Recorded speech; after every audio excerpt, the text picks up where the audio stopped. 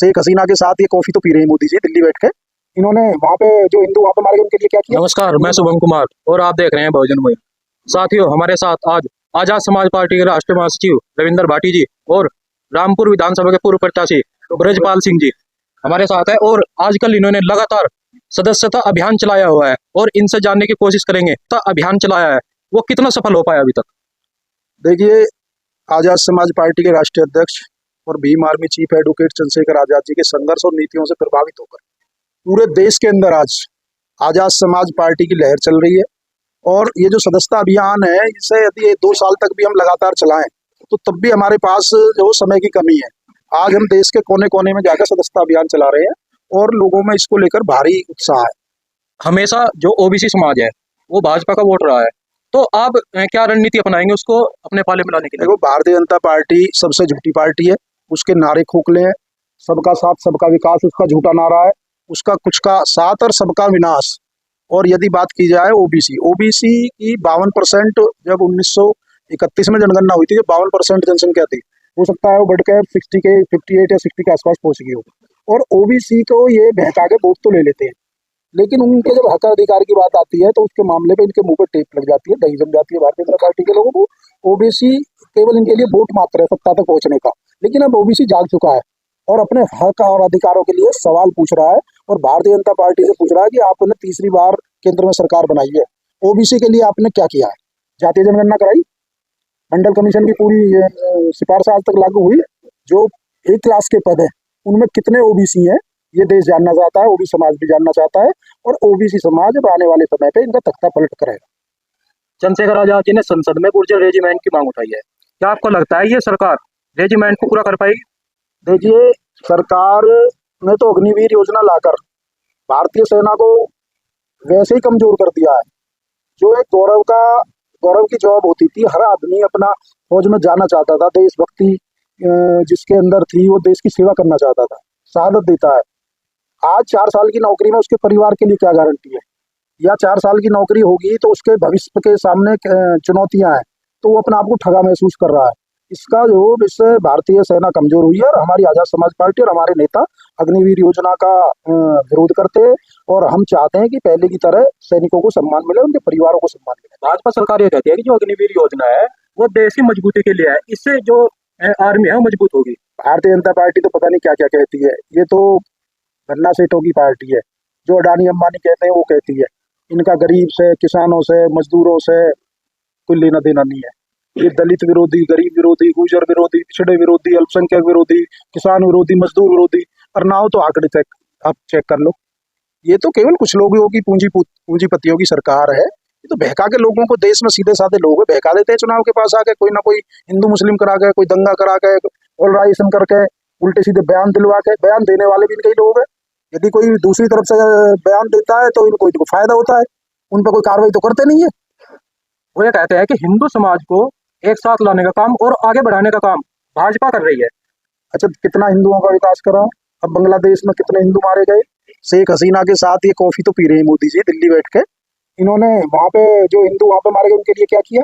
केवल व्हाट्सएप खेला गया। केवल इन्होंने व्हाट्सएप ग्रुपों में मैसेज डाले, देखो हिंदुओं पर अत्याचार हो रहा, ताकि वोटों का फायदा मिले भारतीय जनता पार्टी को। हमने भी मांग की थी, हमारे राष्ट्रीय अध्यक्ष जी ने भी मांग की थी कि वहाँ के लोगों की मदद की जाए। हिंदू मुस्लिम सिख ईसाई किसी के साथ भी अत्याचार होता है।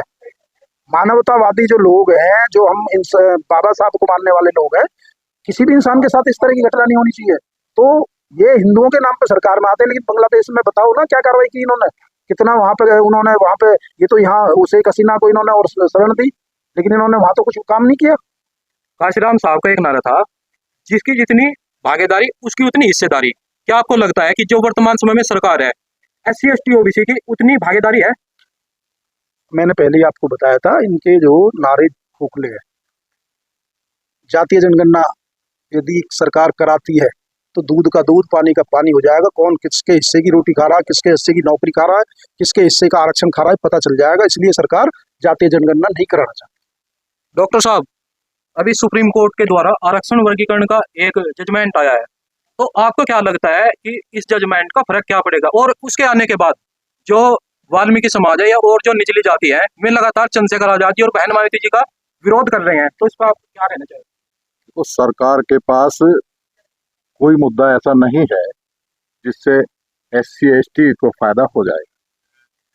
उनकी मंशा इनको आपस में लड़ाने की। अगर इनकी मंशा साफ होती तो ये पहले आरक्षण पूरा करते, बैकलॉग भरते और जितनी जिसकी संख्या भारी उसकी उतनी हिस्सेदारी के हिसाब से जातीय जनगणना करा लो। और जातीय जनगणना के हिसाब से ब्राह्मण जो है करीब 3% है तो उसको 3% दे दो, बाकी और सबको दे दो। एक तरफ बसपा पार्टी है जो 4 बार मुख्यमंत्री रही बहन मायावती जी, वो ये दावा करती है कि जो दलित समाज है, बहुजन समाज है, वो उनके साथ है।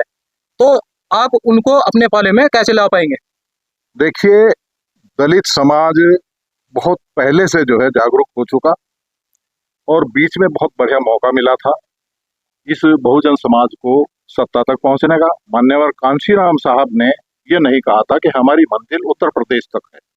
मान्यवर कांशीराम साहब ने जो बाबा साहब ने वोट का अधिकार दिया था, उस वोट के अधिकार के माध्यम से ही इस पूरे देश में बहुजन राज स्थापित करना था।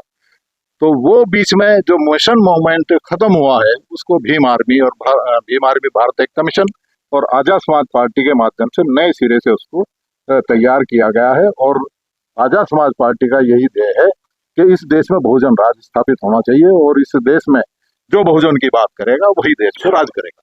लोकसभा चुनाव में जो लोग संविधान को बचाने के नाम पर वोट मांगे, जिसने वोट बटोरे, और वे 21 अगस्त भारत बंद को कहीं भी दिखाई नहीं दी, इकट्ठा करने को झूठा था। बिल्कुल झूठा था उनका प्रोपेगेंडा। उनका उससे कोई मतलब नहीं था, उनसे केवल जो है वोट लेना मकसद था और कोई मकसद नहीं था उनका।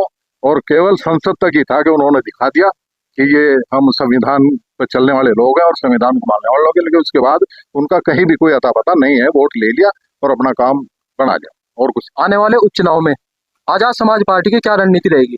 आजाद समाज पार्टी आने वाले उपचुनाव में पूरी 10 सीटों पर लड़ने जा रही है और वो उपचुनाव जैसे हमने नगीना की सीट जीती है वो उसी तर्ज पे वो चला हुआ है। और हमारा काम जो है पूरी 200 सीटों पर पूरी बूथ कमेटी और पूरी टीम है वहाँ भीम आर्मी और आजाद समाज पार्टी और सभी की टीमें वहाँ लगी हुई है। वाल्मीकि समाज का जो कहना है कि जो आरक्षण है वो कुछ जाति खा रही है, तो उस विषय में क्या कहना चाहिए? नहीं, ऐसा नहीं है।